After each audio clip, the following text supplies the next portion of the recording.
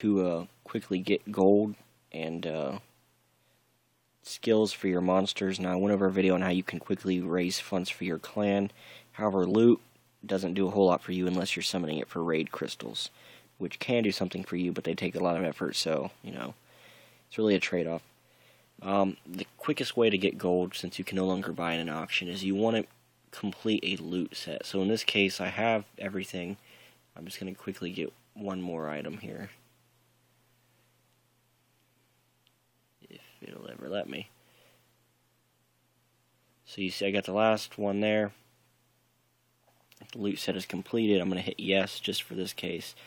If at any time you want to know how to find this window, if you go to your home screen, scroll down to the bottom. This never loads. It's going to be a pain. Just give me a second here.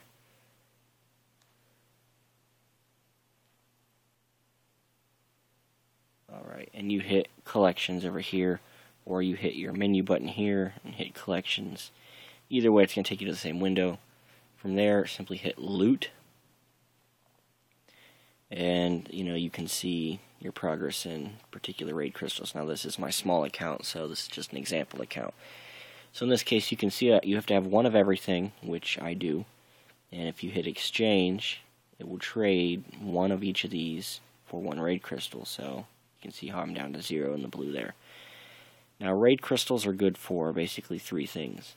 You can get the Raid Lord, which is a monster that once you defeat the Raid Lord that you summon, you get that particular monster. After that, if you summon this enough times, you can get another one to evolve them into an A+. They're really worthless from what I found. If you have 5 monsters, you get a 10% combo, but as they have no skills and their stats aren't that high, they really aren't worth anything at all, so I wouldn't bother. However, these crystals are important. When you use these and you defeat the actual Raid Lord, which I will show you now.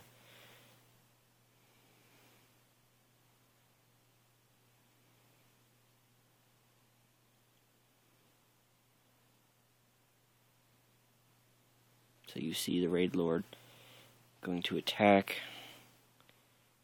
Because this is my small account, it's going to take me 2 attacks. Once you defeat this monster, you go to the gift box and you get an item. Now, as this is, you know, one of the first times I beat this, I already got the Raid Lord, so you don't see that. But had it been my first time, I would have got the Raid Lord. After that, though, you get either 10,000 gold or you get a rank B summon. Now, the 10,000 gold obviously is pretty good because after a couple summons, you can, you know, quickly have a lot of gold. I used 30 of these raids the other day, and I think I walked away with, you know, several 100,000 in gold and, you know, quite a few skills. The other thing that I said you could get is the rank B summons. Now, what those are good for, let me just click the gold real quick here, is you get the rank B summons, you hit the summon window, you summon those. Now, not every one of them has a skill, but quite a few of them do, and you can, you know, that's where people are getting these skills to, you know, sacrifice one to another, build up the skill level, to build up the skills of their main monsters in their formation.